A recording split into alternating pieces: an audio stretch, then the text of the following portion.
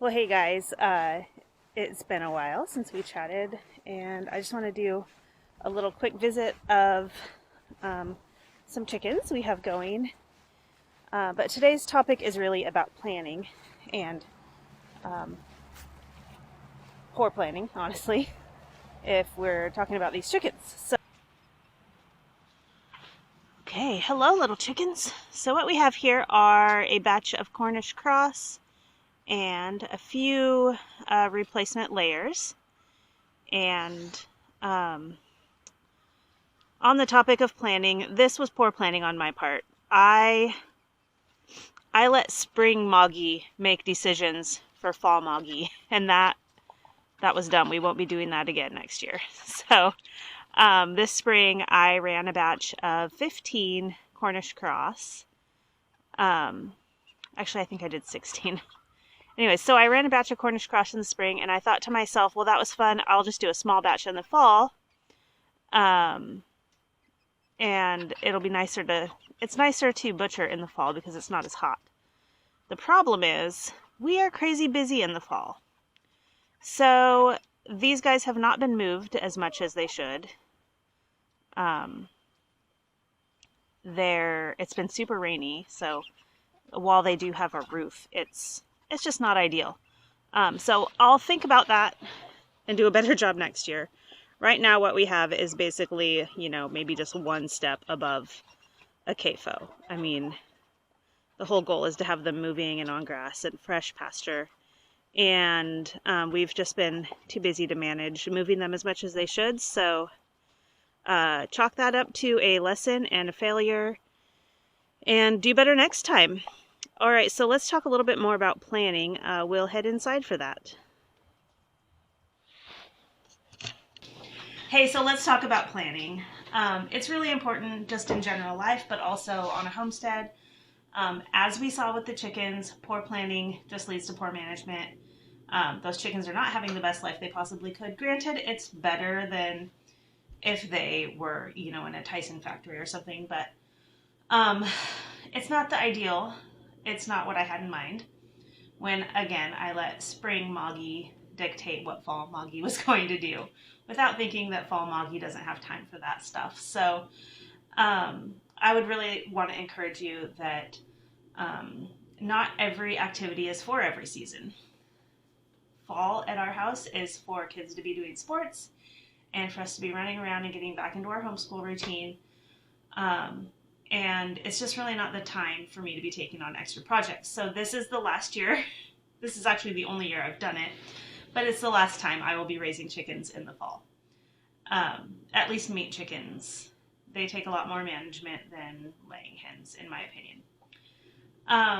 And then just household management is also a big issue for me, in fall, especially year round, because I think, I don't have an official diagnosis, but I think if I were to go to elementary school today, the teacher would probably call my mom and say, hey, have you maybe thought about having her evaluated? Because there's a little bit of a scattered brain there. I definitely remember my teachers saying things like, boy, if you could just apply yourself and focus, you'd be a great student. You're so smart. You'd be a great student if you could just apply yourself and focus. And if there was a household management teacher today, she would say, gosh, you're so smart. If you could just apply yourself and focus. So I try, and for most planning, I just use a 25-cent spiral notebook.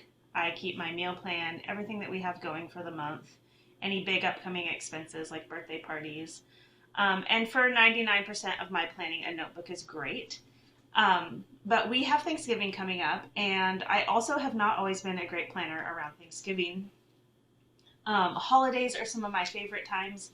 All my favorite memories of being a kid were my big family all getting together. But Mom was always super frazzled and frankly kind of hard to live with in the hours coming up to a holiday celebration. Thanksgiving, Christmas, there was always a lot of people, a crowd, a lot of fun.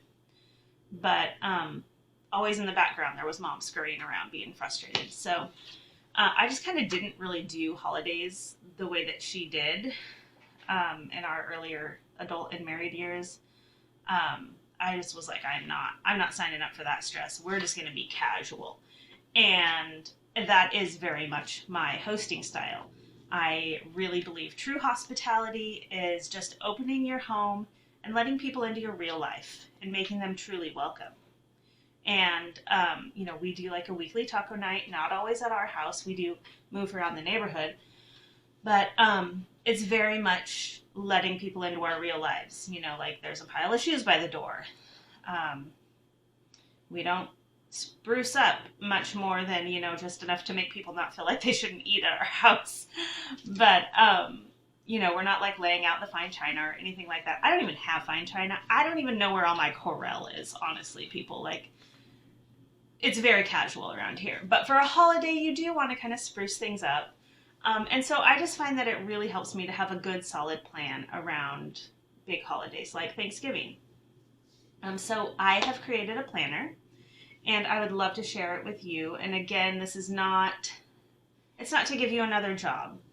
It's just if you're someone like me for who planning doesn't come easily, it can help to have a kind of a template to jog your memory about things that you need to do. It's really helpful if you have little projects you want to do. It can help you identify which projects you might want to do leading up to the holiday. For instance, we have started decluttering some of our clutter corners. Even just yesterday, I cleared off the hearth. Our hearth is kind of a raised, and people use it for seating, but it's a flat surface. So at our house, flat surfaces mean, hey, this is a place I should put something down. And so I don't know where to put my backpack. I'll set it on the hearth. Or, here's a stack of library books. I'm going to take them to the car later, but for now I'm going to put them on the hearth. And so it just gathers stuff. And so yesterday I cleaned all that off and dusted, and it looks really beautiful, and it's going to be such a nice place for people to sit and visit when we have Thanksgiving. So just little projects like that. It can help you identify little clutter corners and create a timeline so that you're not stressed out the week before or the day before Thanksgiving when you're trying to get everything all together. So what's in the planner? I have a brainstorm page, and the brainstorm is broken into categories, just the categories that I kind of generally use: menu, guests, projects, decor, and shopping list. You probably already have a good idea of who you're going to invite. And the menu at my house doesn't really change much, but the reason I use a menu is that it helps me to organize which dishes I'm using and the timing. So I only have one oven. I have a small, old-fashioned, not fancy kitchen. So knowing what I'm cooking and kind of how I'm going to lay it out helps me to keep organized with making sure I have the right cookware. I don't have to run out and buy an aluminum pan at the grocery store. You can if you want. I'm not saying that you shouldn't. You do whatever you need to do to have a smooth, happy holiday.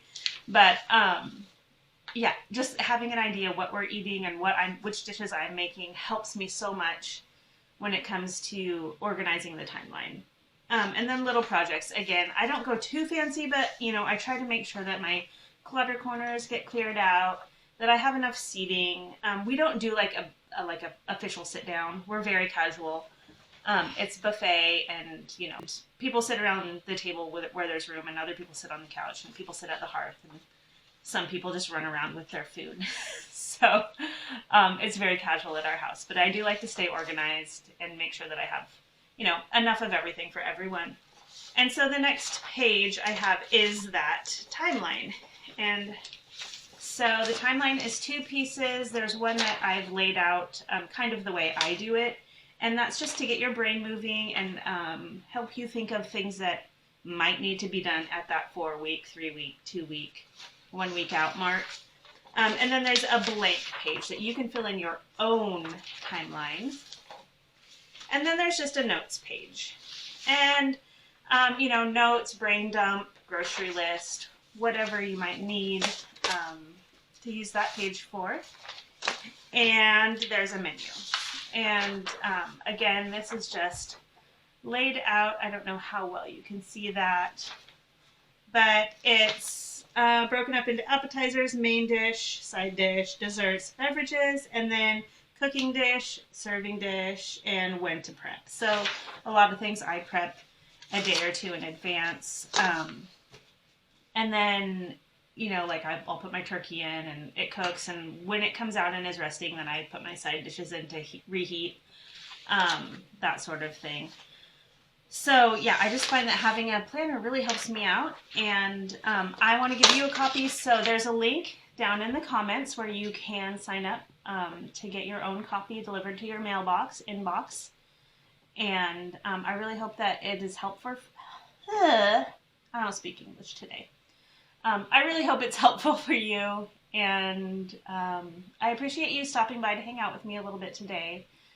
It has been a little bit crazy around here, and I haven't done a lot of talking. I don't have a ton of time for editing right now, so hopefully in the next week or two, have you ever said that? Hopefully in the next week or two things will calm down a little bit and I'll be able to be more consistent with making videos. There's a few, excuse me, there's a few holiday traditions that we have around here and recipes I'd like to share with you. So you can look forward to that in the next couple weeks. And when those are up, I'll also link those down in the comments. So again, thanks for stopping by, and I will see you next time.